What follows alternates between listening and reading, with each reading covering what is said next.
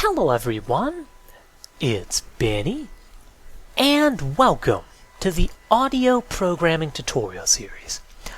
In this series, I'm going to be showing you how audio programming works from the ground up, and we're going to be building all sorts of interesting audio programs along the way. For example, there's this program. You can ignore the window, this is just there for someone to look at. But what this program really does is it lets you play your computer keyboard as if it were a musical instrument. For example, if I press the T key on my keyboard, it plays a note. If I instead press something like, say, the E key, it plays a different note.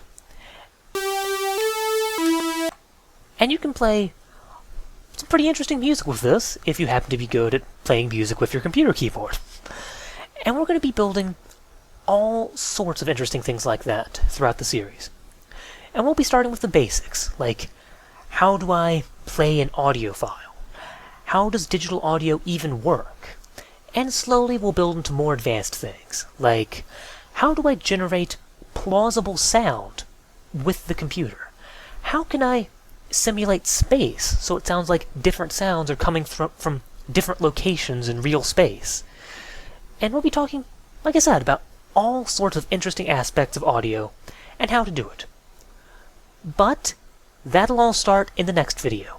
This is the FAQ video, where I'm going to answer several questions that I'm bound to get asked about the series, probably including a few that you might have.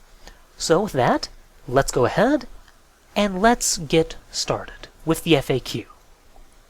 Question 1. What do I need to follow along with the series? Who's the series really designed for? And to answer that, this series is designed for people who are new to audio programming. But it is not designed for people who've never written a program in their life. So if you have never written a line of code in your life, if you really aren't that familiar with programming, I suggest you go visit somewhere where you can learn about that, whether it be buying a book, looking at some YouTube tutorials on programming like the New Boston or what have you. Just something. Get some knowledge of how programming works before you follow along with the series. And it doesn't have to be in C++ either. Although that would help, really, if you're familiar with programming, you should be able to pick up the language as you work your way through this series. So I wouldn't worry too much about it being specifically in C++. But just make sure you have some experience with programming. That's the most important thing you need to follow along. Other than that, there's a few obvious things, like if you're going to be following along with an audio series, you're probably going to want some headphones or some speakers or just something that lets you, hear the audio you're creating with your computer. But other than that, that's really what you need to follow along. Question 2.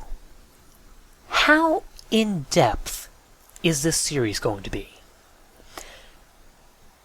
And the answer is, I'm going to try and cover audio programming in some detail in this series. I'm going to try and at least touch on most of the major audio concepts throughout the series. That said, this is not a big, comprehensive, all-encompassing, ultimate guide to audio programming series. No. This is just sort of a little bit more than an introduction to audio programming. So, keep that in mind. Overall, the series is probably going to be about 20 to 30 videos long. So, that should give you roughly an idea of how much detail the series is going to go into. Question 3. Hey Benny, I watch some of your other videos, and I've noticed you did this 3D game engine series. And I've also noticed you've done a few series that are sort of addendums to that, like the physics engine, where you design a physics engine for that game engine. Is this series going to be sort of an addendum like that? And the answer is no. This is a standalone, general-purpose audio series. We're going to be starting from scratch, and as far as you're concerned, you don't even have to care that I've done a game engine series or anything like that. That being said, I am designing this to be somewhat general purpose and modular. If you want to use this code as an add-on to the game engine, it should be reasonably straightforward to do so.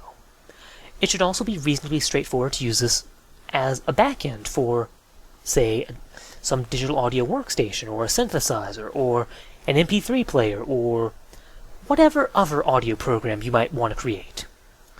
So, yeah, it's not an addendum or a segment of the 3D Game Engine series that I did. This is just standalone How Does Audio Programming Work series. And that's all I've got for the FAQ. If you happen to have a question that I didn't address in this FAQ, or if you're still unclear about something I did answer in this FAQ, feel free to go ahead and ask about it in the comments, and I will try my best to come in and answer or clarify for you. So with that, thank you, hope you enjoyed, and I'll see you in the next video where we'll be getting this audio programming series started. Till then.